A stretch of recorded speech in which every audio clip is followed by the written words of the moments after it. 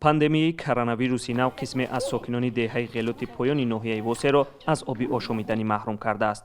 ساکنان این دهه میگویند که پیش از پاندمی آنها آب را از روستای همسایه میکشانیدند، اما بعد پنهان شدن ویروس بیشتری ساکنان در حولیه‌شان را برای آنها بستند.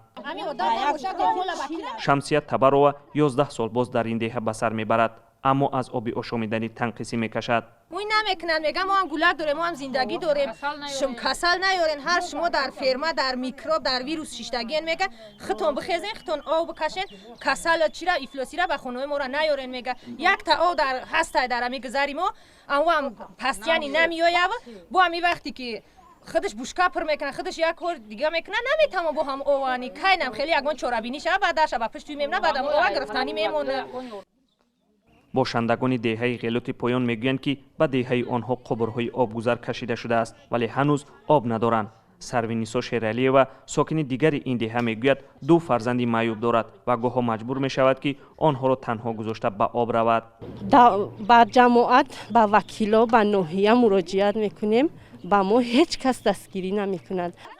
در حولی های ساکنان این روستا چاهای کلان آب دیده می شود، اما ساکنان میگویند آب این چاها برای کشت و کار است و برای نوشیدن مطابق نیست. عاقلما دولت و ساکن دیگر میگوید که کندن چاه در حولی به خانه‌شان مصیبت آورد. در حولی ما چاه کندیم، متاسفانه همین سال فرزندی ما یک فرزندی 3 ساله در چاه زد مرد.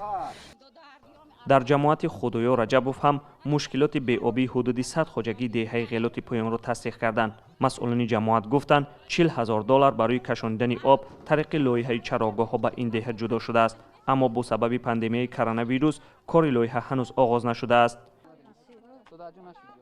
ضمناً در تاجیکستان مثل ساکنان دهه غلوت پایان صدها هزار نفر به آب پاک آشامیدنی دسترسی ندارند.